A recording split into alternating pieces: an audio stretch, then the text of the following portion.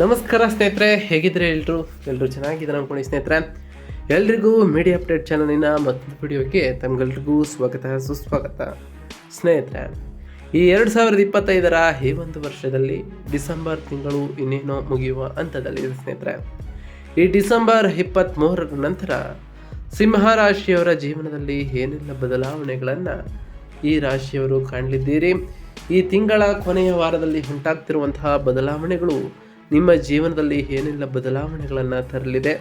ನಿಮ್ಮ ಜೀವನದ ವಿವಿಧ ಅಂಶಗಳಾದಂತಹ ವೃತ್ತಿ, ಆರೋಗ್ಯ, ವೈವಾಹಿಕ ಜೀವನ, ಆರ್ಥಿಕ ಸ್ಥಿತಿ, ಕೌಟುಂಬಿಕ ಜೀವನ, ವ್ಯವಹಾರ ಮತ್ತು ಶಿಕ್ಷಣದಲ್ಲಿ ಏನೆಲ್ಲ ಬದಲಾವಣೆಗಳನ್ನು ತರಲಿದೆ, ಯಾವುದರಲ್ಲಿ ಶುಭವಾಗಲಿದೆ, ಯಾವುದರಲ್ಲಿ ಬಹಳ ಎಚ್ಚರಿಕೆಯನ್ನು ವಹಿಸಬೇಕು, ಯಾವ ವಿಷಯಗಳಲ್ಲಿ ತುಂಬ ಲಾಭಗಳನ್ನು ಕಾಣಲಿದ್ದೀರಿ ಎಂಬುದರ ಸಂಪೂರ್ಣ ಮಾಹಿತಿಯನ್ನು ಇದೇ ವಿಡಿಯೋದಲ್ಲಿ ತಿಳಿಸ್ಕೊಡ್ತಾ ಹೋಗ್ತಾನೆ ಸ್ನೇಹಿತರೆ. ಹಾಗೆಯೇ ಈ ತಿಂಗಳಿನಲ್ಲಿ ಉಂಟಾಗ್ತಿರುವಂತಹ ಗ್ರಹ ಸಂಚಾರದ ಬದಲಾವಣೆಯು ನಿಮ್ಮ ಜೀವನದ ಮೇಲೆ ಏನೆಲ್ಲ ಪರಿಣಾಮವನ್ನು ಬೀರ್ಬೋದು, ಹಾಗೆ ಇರುವಂತಹ ಸಮಸ್ಯೆಗಳಿಗೆ ಸರಳ ಪರಿಹಾರವನ್ನು ಕೂಡ ಇದೇ ವಿಡಿಯೋದಲ್ಲಿ ತಿಳಿಸ್ಕೊಡ್ತಾ ಹೋಗ್ತಾನೆ. ಆದ್ದರಿಂದ ವಿಡಿಯೋನ ಸ್ಕಿಪ್ ಮಾಡದೆ ಇಲ್ಲಿಂದ ಕೊನೆ ತನಕ ನೋಡ್ತಾ ಬನ್ನಿ. ಸ್ಕಿಪ್ ಮಾಡಿ ವಿಡಿಯೋನ ನೋಡೋದ್ರಿಂದ ಅಷ್ಟು ಇನ್ಫಾರ್ಮೇಷನ್ ಅರ್ಥ ಆಗೋದಿಲ್ಲ ಸ್ನೇಹಿತರೆ. ಸೊ ಫಸ್ಟಿಂದ ಎಂಡ್ ತನಕ ವಿಡಿಯೋನ ವಾಚ್ ಮಾಡಿ. ಹಾಗೆ ನಮ್ಮ ಈ ವಿಡಿಯೋ ಇಷ್ಟ ಆಗಿತ್ತು ಅಂದರೆ ವಿಡಿಯೋಗೆ ಒಂದು ಲೈಕ್ ಮಾಡಿ ಸ್ನೇಹಿತರೆ. ಚಾನಲ್ನ ಯಾರು ಸಬ್ಸ್ಕ್ರೈಬ್ ಮಾಡ್ಕೊಂಡಿಲ್ಲ ಅಂದರೆ ಈಗಲೇ ಸಬ್ಸ್ಕ್ರೈಬ್ ಮಾಡ್ಕೊಳ್ಳಿ. ಸಬ್ಸ್ಕ್ರೈಬ್ ಮಾಡಿಕೊಂಡು ಪ್ರತಿನಿತ್ಯ ವಿಡಿಯೋ ವಾಚ್ ಮಾಡ್ತಿರೋರಿಗೆ ಥ್ಯಾಂಕ್ ಯು ಸೊ ಮಚ್ ಅಂತ ಹೇಳ್ತಾ, ಹಾಗೆ ಕಮೆಂಟ್ನಲ್ಲಿ ಓಂ ಶನೈಶ್ವರಾಯ ನಮಃ ಎಂದು ಕಮೆಂಟ್ ಮಾಡಿ ಸ್ನೇಹಿತರೆ. ಆ ಶನಿದೇವರ ಕೃಪೆಯಿಂದ ನಿಮ್ಮ ಕಷ್ಟ ಕಾರ್ಪಣ್ಯಗಳು ಕೂಡ ಕಡಿಮೆ ಆಗಲಿ, ಆ ಶನಿದೇವರ ಅನುಗ್ರಹವೂ ಕೂಡ ನಿಮ್ಮ ಮೇಲೆ ಇರಲಿ ಅಂತ ಆ ದೇವರಲ್ಲಿ ಕೇಳ್ಕೊಳ್ತಾ ವಿಡಿಯೋನ ಶುರು ಮಾಡೋಣ ಸ್ನೇಹಿತರೆ. ಮೊದಲನೇದಾಗಿ ಈ ಸಿಂಹ ರಾಶಿಯವರಿಗೆ ಡಿಸೆಂಬರ್ ತಿಂಗಳಿನಲ್ಲಿ ಗ್ರಹ ಸಂಚಾರಗಳು ಹೇಗಿರಲಿದೆ ಎಂಬುದನ್ನು ನೋಡ್ತಾ ಬರೋಣ. ಸೂರ್ಯ ಗ್ರಹದ ವಿಚಾರಕ್ಕೆ ಬರೋದಾದರೆ ವೃಶ್ಚಿಕ ರಾಶಿಯ 4ನೇ ಮನೆಯಲ್ಲಿ ಡಿಸೆಂಬರ್ 16ರವರೆಗೆ ಇದ್ದಂತಹ ಸೂರ್ಯನು ಅದಾದ ನಂತರ ಧನುಸ್ಸು ರಾಶಿಯ 5ನೇ ಮನೆಗೆ ಡಿಸೆಂಬರ್ 16 ನಂತರ ಪ್ರವೇಶವನ್ನು ಆಲ್ರೆಡಿ ಮಾಡಿದ್ದಾನೆ. ಇನ್ನು ಬುಧ ಗ್ರಹದ ವಿಚಾರಕ್ಕೆ ಬರೋದಾದರೆ ವೃಶ್ಚಿಕ ರಾಶಿಯ 4ನೇ ಮನೆಯಲ್ಲಿ ಇಂದ ಧನುಸ್ಸು ರಾಶಿಯ 5ನೇ ಮನೆಗೆ ಡಿಸೆಂಬರ್ 29ರಂದು ಅಂದರೆ ಈ ಕೊನೆಯ ವಾರದಂದು ರಾಶಿ ಬದಲಾವಣೆಯನ್ನು ಬುಧನು ಮಾಡಲಿದ್ದಾನೆ. ಇದು ಕೂಡ ಕೊನೆಯ ದಿನಗಳಂದು ಈ ಸಿಂಹ ರಾಶಿಯವರಿಗೆ ಸಾಕಷ್ಟು ಬದಲಾವಣೆಗಳನ್ನು ತರಲಿದೆ. ಇನ್ನು ಶುಕ್ರ ಗ್ರಹದ ವಿಚಾರಕ್ಕೆ ಬರೋದಾದರೆ ವೃಶ್ಚಿಕ ರಾಶಿಯ 4ನೇ ಮನೆಯಿಂದ ಧನುರಾಶಿಯ 5ನೇ ಮನೆಗೆ ಡಿಸೆಂಬರ್ 20ರಂದು ರಾಶಿ ಬದಲಾವಣೆಯನ್ನು ಶುಕ್ರನು ಮಾಡಿರೋ ಕಾರಣ ನಿಮ್ಮ ಜೀವನದಲ್ಲಿ ಒಂದಿಷ್ಟು ಸಕಾರಾತ್ಮಕ ಬದಲಾವಣೆಗಳನ್ನು ಕೂಡ ಈ ಸಿಂಹ ರಾಶಿಯವರು ಕಾಣಲಿದ್ದೀರಿ.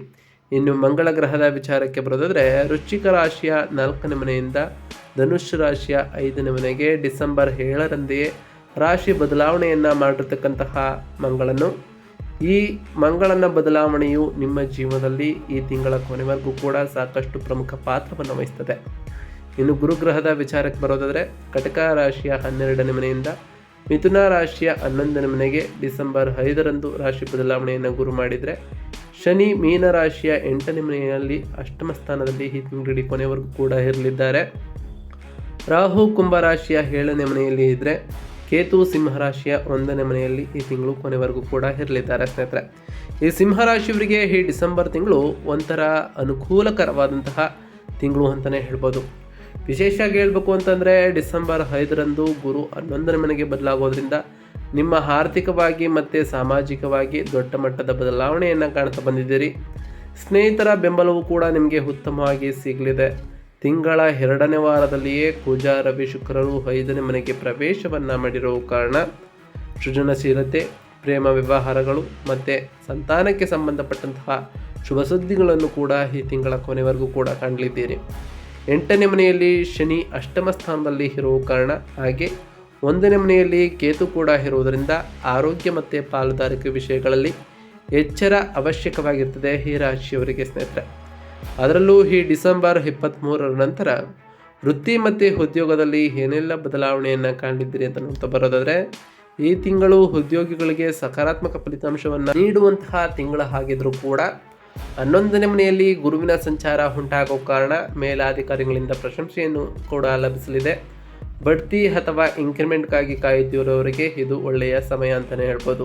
ಡಿಸೆಂಬರ್ ಆರಂಭದಲ್ಲಿ ರವಿ 4ನೇ ಮನೆಯಲ್ಲಿ ಇದ್ದ ಕಾರಣ, ಅಂದರೆ ಡಿಸೆಂಬರ್ 16ರವರೆಗೆ ರವಿ ಇದ್ದ ಕಾರಣ ಕೆಲಸದಲ್ಲಿ ಒತ್ತಡ ಸ್ವಲ್ಪ ಜಾಸ್ತಿ ಇರ್ತದೆ. ಅದಾದ ನಂತರ ಡಿಸೆಂಬರ್ 16 ನಂತರ 5ನೇ ಮನೆಗೆ ಬದಲಾದಾಗ ನಿಮ್ಮ ಪರಿಸ್ಥಿತಿಯು ಕೂಡ ಸುಧಾರಿಸಲಿದೆ. ಈ ಕೊನೆಯ ವಾರವೂ ಕೂಡ ಉತ್ತಮವಾಗಿರಲಿದೆ ಈ ಸೂರ್ಯನಿಂದ ಸ್ನೇಹಿತರೆ. ಸೃಜನಾತ್ಮಕ ಕ್ಷೇತ್ರಗಳಲ್ಲಿ ಅಂದರೆ ಮಾಧ್ಯಮ, ಕಲೆ, ಡಿಸೈನಿಂಗ್ ವರ್ಕ್ ಮಾಡ್ತಿರೋರಿಗೆ ಈ ತಿಂಗಳು ಬಹಳ ಅದ್ಭುತವಾಗಿರ್ತದೆ. ಆದರೆ ಅಷ್ಟಮ ಶನಿಯ ಪ್ರಭಾವದಿಂದಾಗಿ ಕೆಲಸಗಳಲ್ಲಿ ಸಣ್ಣ ಪುಟ್ಟ ವಿಳಂಬವಾಗುವಂತಹ ಚಾನ್ಸಸ್ ಇರಲಿದೆ. ನೀವು ಕರೆಕ್ಟ್ ಟೈಮ್ಗೆ ಮಾಡುವಂತಹ ಕೆಲಸಗಳು ಇನ್ ಟೈಮ್ಗೆ ಆಗೋದಿಲ್ಲ ಸ್ನೇಹಿತರೆ. ಆದ್ದರಿಂದ ತಾಳ್ಮೆ ಅವಶ್ಯಕವಾಗಿರ್ತದೆ. ಬಹಳ ಗಮನವಿಟ್ಟು ಕೆಲಸವನ್ನು ಮಾಡ್ತಾ ಬನ್ನಿ ಸ್ನೇಹಿತರೆ, ಇದು ಉತ್ತಮವಾದ ಫಲವನ್ನು ಕೂಡ ನೀಡಲಿದೆ. ಇನ್ನು ಹಣಕಾಸಿನ ವಿಚಾರಕ್ಕೆ ಬರೋದಾದರೆ, ಆರ್ಥಿಕವಾಗಿ ಈ ಡಿಸೆಂಬರ್ ತಿಂಗಳು ತುಂಬ ಉತ್ತಮವಾದಂತಹ ತಿಂಗಳು ಅಂತ ಅನ್ಬೋದು. ಗುರು ಲಾಭಸ್ಥಾನಕ್ಕೆ ಬರೋ ಕಾರಣ ಆದಾಯದ ಮೂಲಗಳು ಕೂಡ ಹೆಚ್ಚಾಗ್ತಾ ಹೋಗ್ತವೆ. ಹಳೆಯ ಸಾಲಗಳು ಅಥವಾ ಬಾಕಿ ಹಣ ವಸೂಲಾಗ್ತದೆ. ಸ್ನೇಹಿತರು ಅಥವಾ ಹಿರಿಯರ ಸಹಾಯದಿಂದ ಆರ್ಥಿಕ ಸಮಸ್ಯೆಗಳು ಕೂಡ ಬಗೆಹರಿತವೆ. ಲಾಭಗಳ ವಿಚಾರಕ್ಕೆ ಬರೋದಾದರೆ, ಶೇರ್ ಮಾರ್ಕೆಟ್ ಅಥವಾ ಸ್ಪೆಕ್ಯುಲೇಷನ್ ಮೂಲಕ ಲಾಭ ಬರುವಂತಹ ಸಾಧ್ಯತೆ ಇರ್ತದೆ. 5ನೇ ಮನೆಯಲ್ಲಿ ಗ್ರಹಗಳ ಸಂಚಾರ ಉಂಟಾಗಿದ್ದ ಕಾರಣ, ಅಂದರೆ ಅಷ್ಟಮ ಶನಿ ಇರುವ ಕಾರಣ ಅತಿಯಾದ ರಿಸ್ಕನ್ನು ತೆಗೆದುಕೊಳ್ಳೋದಿರುವುದು ಒಳ್ಳೆಯದು ಸ್ನೇಹಿತರೆ. ಏಕೆಂದರೆ ರಿಸ್ಕನ್ನು ನೀವು ತೆಗೆದುಕೊಂಡಷ್ಟು ಅಪಾಯವೇ ಜಾಸ್ತಿ. ಅದರಿಂದ ಅತಿಯಾದ ರಿಸ್ಕನ್ನು ತೆಗೆದುಕೊಳ್ಳಲಿಕ್ಕೆ ಹೋಗಬೇಡಿ. ಖರ್ಚುಗಳ ವಿಚಾರಕ್ಕೆ ಬರೋದಾದರೆ, ಮಕ್ಕಳ ವಿದ್ಯಾಭ್ಯಾಸಕ್ಕೆ ಅಥವಾ ಶುಭ ಕಾರ್ಯಗಳಿಗಾಗಿ ಹಣ ಖರ್ಚಾಗ್ಬೋದು. ಇನ್ನು ಹೂಡಿಕೆಗಳ ವಿಚಾರಕ್ಕೆ ಬರೋದಾದರೆ, ಹೊಸ ಹೂಡಿಕೆಗಳಿಗೆ ಇದು ಸೂಕ್ತವಾದಂತಹ ಸಮಯ ಅಂತಲೇ ಹೇಳ್ಬೋದು ಸ್ನೇಹಿತರೆ. ಇನ್ನು ಈ ಡಿಸೆಂಬರ್ 23 ನಂತರ ನಿಮ್ಮ ಕುಟುಂಬ ಮತ್ತು ಸಂಬಂಧಗಳ ವಿಚಾರದಲ್ಲಿ ಹೇಗಿರಲಿದೆ ಅಂತ ಕೇಳೋದಾದರೆ, ಕೌಟುಂಬಿಕ ಜೀವನ ಆನಂದಮಯವಾಗಿರ್ತದೆ. ಗುರು 11ನೇ ಮನೆಯಲ್ಲಿ ಇರೋ ಕಾರಣ ಸಾಮಾಜಿಕ ಸಂಬಂಧಗಳು ಸುಧಾರಿಸಲಿದೆ. ನಿಮ್ಮ ಸಂಗಾತಿಯೊಂದಿಗೆ ಉಂಟಾಗ್ತಿದ್ದಂತಹ ಭಿನ್ನಾಭಿಪ್ರಾಯಗಳು ಈ ಟೈಮ್ನಲ್ಲಿ ಸರಿಯಾಗಲಿದೆ. ಸ್ನೇಹಿತರೊಂದಿಗೆ ಸೇರಿ ಪ್ರವಾಸ ಅಥವಾ ವಿಹಾರಕ್ಕೆ ಹೋಗುವಂತಹ ಯೋಗವು ಕೂಡ ಬರಲಿದ್ದು, 5ನೇ ಮನೆಯಲ್ಲಿ ಗ್ರಹಗಳ ಸಂಚಾರ ಇದ್ದ ಕಾರಣ ಪ್ರೇಮ ವ್ಯವಹಾರಗಳಲ್ಲಿ ಜಯವೂ ಕೂಡ ಸಿಗ್ತಾ ಹೋಗ್ತದೆ. ಸಂತಾನಕ್ಕಾಗಿ ಎದುರು ನೋಡ್ತಿರುವವರಿಗೆ ಈ ದಂಪತಿಗಳಿಗೆ ಸಿಹಿ ಸುದ್ದಿ ಕೂಡ ಸಿಗಲಿದೆ. 7ನೇ ಮನೆಯಲ್ಲಿ ರಾಹು ಇರೋದರಿಂದ ಜೀವನ ಸಂಗಾತಿಯೊಂದಿಗೆ ಸಣ್ಣ ಪುಟ್ಟ ಮನಸ್ತಾಪಗಳು ಬರ್ಬೋದು. 1ನೇ ಮನೆಯಲ್ಲಿ ಕೇತು ಇರೋ ಕಾರಣದಿಂದಾಗಿ ನಿಮ್ಮ ಸ್ವಲ್ಪ ಅಭದ್ರತಾ ಭಾವವು ಕೂಡ ನಿಮಗೆ ಕಾಣಬಹುದು ಸ್ನೇಹಿತರೆ. ಅದನ್ನು ಕುಟುಂಬ ಸದಸ್ಯರೊಂದಿಗೆ ಕೂಡ ಹಂಚಿಕೊಳ್ಳುವುದು ಉತ್ತಮ ಅಂತ ಹೇಳ್ಬೋದು. ಇನ್ನು ಆರೋಗ್ಯದ ವಿಚಾರಕ್ಕೆ ಬರೋದಾದರೆ, ಆರೋಗ್ಯದ ವಿಷಯದಲ್ಲಿ ಮಿಶ್ರ ಫಲಿತಾಂಶವನ್ನು ತಂದುಕೊಡುವಂತಹ ತಿಂಗಳು ಈ ಡಿಸೆಂಬರ್ ತಿಂಗಳು. ಅದರಲ್ಲೂ ಈ ಡಿಸೆಂಬರ್ 23 ನಂತರ 11ನೇ ಮನೆಯಲ್ಲಿ ಗುರುವಿನ ಹಳೆಯ ಕಾಯಿಲೆಗಳಿಂದ ಉಪಶಮನವೂ ಕೂಡ ನಿಮಗೆ ಸಿಗಲಿದೆ. ಆದರೆ 1ನೇ ಮನೆಯಲ್ಲಿ ಕೇತು, 8ನೇ ಮನೆಯಲ್ಲಿ ಶನಿ ಇರುವುದರಿಂದಾಗಿ ಆಯಾಸ, ನಿಶ್ಶಕ್ತಿ ಅಥವಾ ಕೀಲು ನೋವುಗಳು ಕೂಡ ಬಾಧಿಸ್ಬೋದು. ತಿಂಗಳ ಮೊದಲ ವಾರದಲ್ಲಿಯೇ 4ನೇ ಮನೆಯಲ್ಲಿ ಕುಜ, ರವಿ ಇರುವ ಕಾರಣದಿಂದಾಗಿ ಹೃದಯ ಸಂಬಂಧಪಟ್ಟಂತಹ ಸಮಸ್ಯೆಗಳು ಇರುವವರು ಬಹಳ ಜಾಗರೂಕರಾಗಿ ಇರಬೇಕಾಗಿರ್ತದೆ. ಸಮಯಕ್ಕೆ ಸರಿಯಾಗಿ ಊಟ ಮಾಡುವುದು, ವಿಶ್ರಾಂತಿ ಪಡೆಯುವುದು, ಹಾಗೆ ಸಮತೋಲಿತವಾದಂತಹ ಆಹಾರ ಸೇವನೆಯನ್ನು ಮಾಡುವುದು ಕೂಡ ಈ ರಾಶಿಯವರಿಗೆ ಬಹಳ ಮುಖ್ಯ ಎನಿಸ್ತದೆ ಸ್ನೇಹಿತರೆ. ಇನ್ನು ವ್ಯಾಪಾರ ಮತ್ತು ವ್ಯವಹಾರದ ವಿಚಾರಕ್ಕೆ ಬರೋದಾದರೆ, ವ್ಯಾಪಾರಿಗಳಿಗೆ ಲಾಭದಾಯಕವಾದಂತಹ ತಿಂಗಳು ಅಂತಲೇ ಹೇಳ್ಬೋದು. ಅದರಲ್ಲೂ ಡಿಸೆಂಬರ್ 23 ನಂತರ ಗುರುವಿನ ಅನುಗ್ರಹದಿಂದ ವ್ಯಾಪಾರ ವಿಸ್ತರಣೆಗೆ ಉತ್ತಮವಾದ ಅವಕಾಶಗಳು ಕೂಡ ದೊರೆತ ಬರ್ತವೆ. ಹೊಸ ಪಾಲುದಾರಿಕೆಗಳನ್ನು ಮಾಡಿಕೊಳ್ಳಲು ಇದು ಉತ್ತಮವಾದಂತಹ ಸಮಯ ಅಂತಲೇ ಹೇಳ್ಬೋದು. ಆದರೆ 7ನೇ ಮನೆಯಲ್ಲಿ ರಾಹು ಇರುವುದರಿಂದ ಪಾಲುದಾರರೊಂದಿಗೆ ಎಲ್ಲ ವಿಷಯಗಳಲ್ಲಿ ಸ್ಪಷ್ಟವಾಗಿ ಮಾತನಾಡಿಕೊಳ್ಳುವುದು ಒಳ್ಳೆಯದು. ನಿಮ್ಮ ನಡುವೆ ಭಿನ್ನಾಭಿಪ್ರಾಯಗಳು ಉಂಟಾದರೆ ನಷ್ಟಗಳು ಕೂಡ ಕೊಟ್ಟಿಟ್ಟ ಬುದ್ಧಿ ಅಂತ ಹೇಳ್ಬೋದು ಸ್ನೇಹಿತರೆ. ಶೇರ್ ಮಾರ್ಕೆಟ್ ವ್ಯಾಪಾರಸ್ಥರಿಗೆ ತಿಂಗಳ 2ನೇ ವಾರದಿಂದಲೇ ಉತ್ತಮವಾಗಿರ್ತದೆ. ಅದರಿಂದ ಈ ಟೈಮ್ನಲ್ಲಿ ಹೂಡಿಕೆ ಮಾಡೋದನ್ನು ಕಡಿಮೆ ಮಾಡಿ ಇರುವಂತಹ ವ್ಯಾಪಾರವನ್ನು ಮುಂದುವರಿಸ್ತಾ ಬನ್ನಿ ಸ್ನೇಹಿತರೆ. ಇನ್ನು ವಿದ್ಯಾರ್ಥಿಗಳ ವಿಚಾರಕ್ಕೆ ಬರೋದಾದರೆ, ವಿದ್ಯಾರ್ಥಿಗಳಿಗೆ ಇದು ಅತ್ಯುತ್ತಮವಾದಂತಹ ಸಮಯ ಅಂತಲೇ ಹೇಳ್ಬೋದು. 5ನೇ ಮನೆಗೆ ಬುಧ, ರವಿ, ಕುಜ, ಶುಕ್ರರು ಬರೋದರಿಂದ ಓದಿನಲ್ಲಿ ಆಸಕ್ತಿಯೂ ಕೂಡ ಹೆಚ್ಚಾಗಲಿದೆ. ಸ್ಪರ್ಧಾತ್ಮಕ ಪರೀಕ್ಷೆಗಳಲ್ಲಿ ಯಶಸ್ಸನ್ನು ಕೂಡ ಸಾಧಿಸಲಿದ್ದೀರಿ. ಸೃಜನಶೀಲತೆ ನಿಮ್ಮಲ್ಲಿ ವೃದ್ಧಿಯಾಗಲಿದ್ದು, ಉನ್ನತ ವ್ಯಾಸಂಗಕ್ಕಾಗಿ ವಿದೇಶಕ್ಕೆ ಹೋಗಲು ಬಯಸುವವರಿಗೆ ಗುರುಬಲವು ಕೂಡ ಬಹಳ ಅನುಕೂಲಕರವಾಗಿರ್ತದೆ. ಹಾಗೆಯೇ ಈ ಟೈಮ್ನಲ್ಲಿ ಹೊಸ ಹೊಸ ಕೌಶಲ್ಯಗಳನ್ನು ಕಲಿಯಬೇಕು, ನೀವು ಅಂದುಕೊಂಡಿರುವಂತಹ ಆಸೆಗಳನ್ನು ಪೂರೈಸಬೇಕು ಅಂದರೆ ಈ ಟೈಮ್ನಲ್ಲಿ ನೀವು ಹೆಚ್ಚು ಶ್ರಮ ಪಡಲೇಬೇಕಾಗಿರ್ತದೆ ಸ್ನೇಹಿತರೆ. ಆದ್ದರಿಂದ ಈ ಟೈಮನ್ನು ಸದುಪಯೋಗಪಡಿಸಿಕೊಳ್ಳಿ.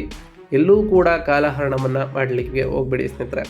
ಶನಿಯು ಶಿಸ್ತಿಗೆ ಹೆಚ್ಚಿನ ಮಹತ್ವವನ್ನು ಕೊಡೋದರಿಂದ ಬಹಳ ಶಿಸ್ತಿನಿಂದ ಇರುವುದು ಕೂಡ ಈ ರಾಶಿಯವರಿಗೆ ಮುಖ್ಯವಾಗಿರ್ತದೆ. ಒಟ್ಟಾರೆಯಾಗಿ ಈ ಡಿಸೆಂಬರ್ 23 ನಂತರ ಒಂದಿಷ್ಟು ಸಕಾರಾತ್ಮಕ ಬದಲಾವಣೆಗಳ ಜೊತೆಗೆ ಒಂದಿಷ್ಟು ಎಚ್ಚರಿಕೆಯ ಸೂಚನೆಗಳನ್ನು ಕೂಡ ಕಾಣ್ತಾ ಬರ್ತೀರಿ.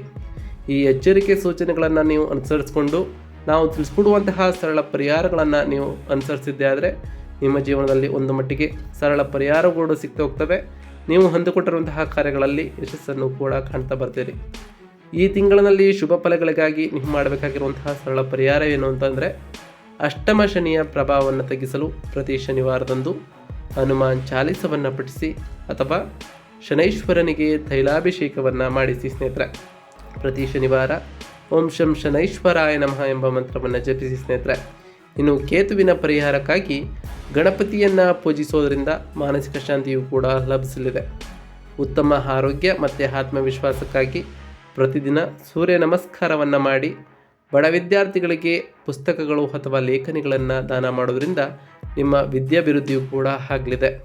ಪ್ರತಿ ಗುರುವಾರದಂದು ಓಂ ಗುರುಭ್ಯೋ ನಮಃ ಎಂಬ ಮಂತ್ರವನ್ನು ಜಪಿಸಿ, ಹಾಗೆ ಸಾಧ್ಯವಾದರೆ ನಿಮ್ಮ ಕೈಲಾದಷ್ಟು ಬಡವರಿಗೆ ದಾನವನ್ನು ಮಾಡಿ ಸ್ನೇಹಿತರೆ. ಗುರುಗಳು ಮತ್ತು ಹಿರಿಯರ ಆಶೀರ್ವಾದವನ್ನು ಅವತ್ತಿನ ದಿನ ಪಡೆದುಕೊಳ್ಳಿ. ಹೊರಹೋಗುವ ಮೊದಲು ಹಳದಿ ಬಣ್ಣದ ತಿಲಕವನ್ನು ಇಟ್ಟು ಹೊರಡಿ ಸ್ನೇಹಿತರೆ. ಇದರಿಂದ ಸಾಕಷ್ಟು ಉತ್ತಮವಾದ ಫಲಿತಾಂಶವನ್ನು ಕಂಡಿದ್ದೀರಿ.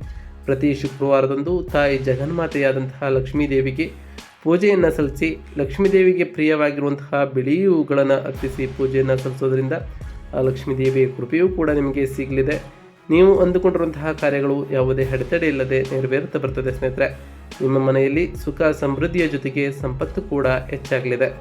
ಇದಾಗಿತ್ತು ಇವತ್ತಿನ ಒಂದು ವಿಡಿಯೋ ಸ್ನೇಹಿತರೆ. ವಿಡಿಯೋ ಇಷ್ಟ ಆಗಿತ್ತು ಅಂದರೆ ವಿಡಿಯೋಗೆ ಒಂದು ಲೈಕ್ ಮಾಡಿ. ನಾವು ತಿಳಿಸ್ಕೊಟ್ಟಿರುವಂತಹ ಸರಳ ಪರಿಹಾರಗಳನ್ನು ಮಾಡ್ತಾ ಬನ್ನಿ. ಇದರಿಂದ ನಿಮ್ಮ ಜೀವನದಲ್ಲಿ ಸಾಕಷ್ಟು ಬದಲಾವಣೆಗಳನ್ನು ಕೂಡ ಕಾಣ್ತಾ ಬರ್ತೀರಿ ಸ್ನೇಹಿತರೆ. ಹಾಗೆ ಕಮೆಂಟ್ನಲ್ಲಿ ಓಂ ಶನೈಶ್ವರಾಯ ನಮಃ, ಓಂ ಅಂಗರಾಯಕಾಯ ನಮಃ, ಓಂ ಗುರುಭ್ಯೋ ನಮಃ, ಓಂ ಲಕ್ಷ್ಮೀನಾರಾಯಣಾಯ ನಮಃ, ಓಂ ಸೂರ್ಯದೇವಾಯ ನಮಃ, ಓಂ ರಾಹುಕೇತುವೇ ನಮಃ ಎಂದು ಕಮೆಂಟ್ ಮಾಡಿ ಸ್ನೇಹಿತರೆ. ಶನಿದೇವರು, ಮಂಗಳದೇವ, ಗುರುದೇವ, ಲಕ್ಷ್ಮೀನಾರಾಯಣ, ರಾಹುಕೇತು, ಸೂರ್ಯದೇವ ನಿಮಗೆ ಆಯುಷ್ಯ ಆರೋಗ್ಯ ಸಮೃದ್ಧಿಗಳನ್ನು ಕೊಟ್ಟು ಕಾಪಾಡಲಿ.